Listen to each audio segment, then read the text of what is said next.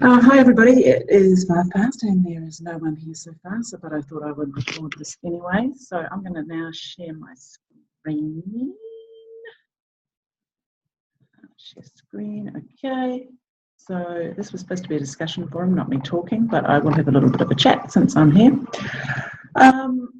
It is very nice when people get together and we have a chance to interact, but unfortunately I think that the nature of online is that makes it very difficult. And yes, I know there were several of you, at least like 5 or 6, who said that you would be here tonight, but obviously people have not been able to make it. So the things that we were going to discuss tonight was a couple of questions I put up, and I was hoping you guys would put some up as well. But anyway, let's start with mine. So the question was, given that non-malfeasance is an element of our code of practice and that we know that mental illness and difficulties are historically specific and occur within particular geographic and cultural boundaries, how do we reconcile the knowledge that our ideas on what constitutes best practice and the techniques we use with our clients will change over time? And the example that I wanted to use here was that classic Fritz Perls with Gloria session, where he is very challenging of her. He really kind of pushes her into a corner. He makes her talk about things that she may or may not be comfortable talking about. And it feels almost kind of flirty in the way that they're talking to each other. So it seems in this day and age to be very inappropriate. But I was just sitting here thinking about that before, and I was thinking, well, okay, so we don't want to do harm. And increasingly that is linked to risk. So we don't want to take risks. We don't want to take the risk that we might harm someone. But if we just are just totally reflective and we're not challenging our clients appropriately, then what is the ethics of that? Are we kind of enabling our clients if we do that? And should we, when we look back at Fritz Perls, we should also take into account, or I think we should also take into account, that it was of its time.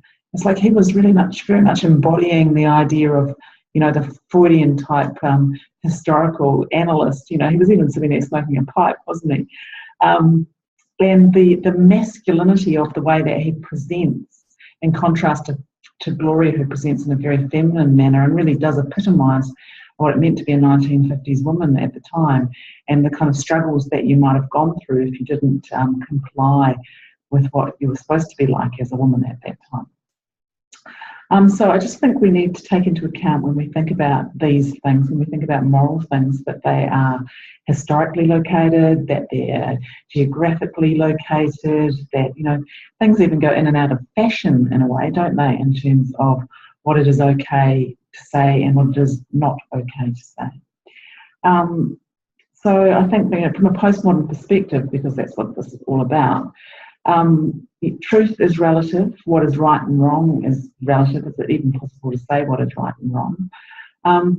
But at some point, in some way, I think that there is an element of being able to know that we are actually doing some good when we're with our clients. And I think it's that kind of element of kind of self-knowledge, which is what we're really seeking, I think, as therapists, and to be able to kind of bring that authentic self to the counselling situation. Anyway, that's a little ramble from me. Okay.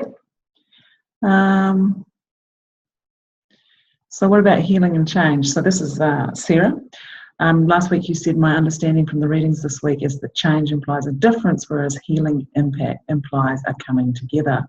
What does this mean for us as practitioners, and how might we work with clients to bring elements of themselves back together?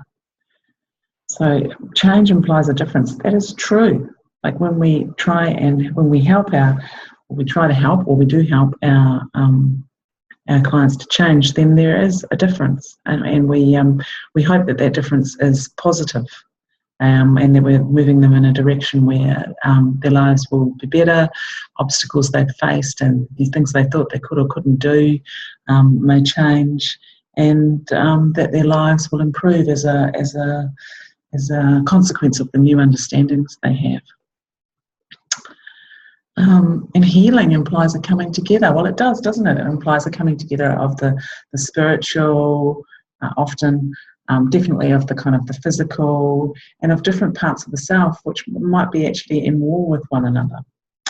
So anyway, these are my ideas, and I thought that I would just record them so that we can maybe use this as a little bit of a